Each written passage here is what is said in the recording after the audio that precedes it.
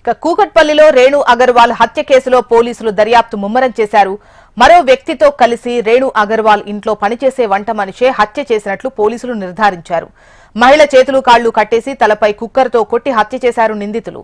మహిళ హత్య అనంతరం ఇంట్లోని నగలు నగదుతో నిందితులు పారిపోయారు. అయితే పారిపోయేందుకు సైతం యజమాని బైక్ ను వినియోగించినట్లు తెలుస్తోంది. క్లూస్ టీం ఘటనాస్థలికి చేరుకుని ఫింగర్ ప్రింట్ సేకరిస్తున్నారు. నిందితులు హర్ష, రోషన్ కోసం 5 బృందాలుగా విడిపోయి పోలీసులు గాలిస్తున్నారు.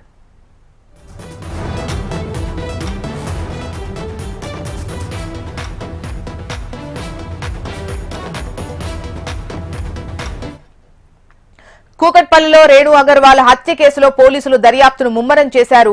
మరో వ్యక్తితో కలిసి రేణు అగర్వాల్ ఇంట్లో పనిచేసే వంట మనిషే హత్య చేసినట్లు పోలీసులైతే నిర్ధారణకు వచ్చినట్టుగా తెలుస్తోంది. వివరాలు మనకు హైదరాబాద్ బ్యూరో నుంచి రమణ అందిస్తారు.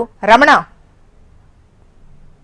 కూకట్పల్లిలో మనం బాలిక హత్య కేసు సంబంధించి ఆ ఘటన మరొక దారుణ ఘటన చోటు చేసుకుని చెప్పాలి. అది ఇంట్లో మనకు అపార్ట్మెంట్ లో నివాసం ఉంటున్నట్టు ఒక మహిళను ఇంట్లో పనిచేస్తున్న వంట మనిషే అత్యంత దారుణంగా హతమార్చాడు. అతనితో పాటు అతని స్నేహితుని సహాయంతో ఈ దారుణాన్ని కొడుకున్నట్టుగైతే ప్రస్తుతానికి అక్కడ ఉన్న సీసీటీవీ ఫుటేజ్ ఆధారంగా అనుమానాలు బలపడుతున్నాయి. ఎందుకంటే యజమానికి సంబంధించిన బైక్ తోనే వారు పరారయ్యారు. ఆ సమయంలో మహిళను రేణు అగర్వాల్ ను అత్యంత దారుణంగా హతమార్చి ఆ తర్వాత ఇంట్లో ఉన్నటువంటి బంగారం ఆ తర్వాత నగలతో పారిపోయినట్టుగైతే ఇప్పుడు కుటుంబ సభ్యులు చెప్తున్న వివరాల ప్రకారం పోలీసులు గుర్తించారు. అక్కడ క్లూస్ టీమ్ తో పాటు డాష్ స్క్వాడ్ టీమ్ తో పూర్తిగా దర్యాప్తు చేస్తున్నారు.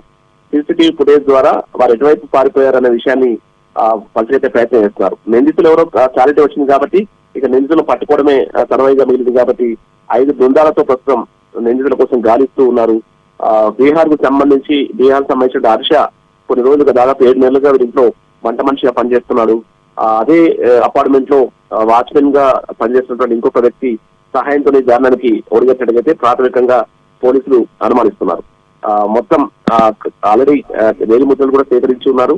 పూర్తి స్థాయి సమాచారం రాబట్టే ప్రయత్నం చేస్తున్నారు. నిందితులు ఇద్దరు కూడా యజమాని బైక్ మీద పరారయ్యారు కాబట్టి అది ఎటువైపు వెళ్ళారనే విషయాన్ని ఆరా తీసే ప్రయత్నం చేస్తున్నారు. ఈ హత్యతో ఒక్కసారిగా ఆ పరిసర ప్రాంతాల్లో జనాలు కూడా స్థానికులు కూడా భయాందోళనకు గురయ్యారు. అంటే ముఖ్యంగా ఇంట్లో పనిచేస్తున్న పని మనుషుల విషయంలో కానీ వేరే రాష్ట్రం నుంచి వచ్చిన వారికి సంబంధించి అప్రమత్తంగా ఉండాలని పోలీసులు కూడా గతంలో ఎన్నోసార్లు సూచించారు.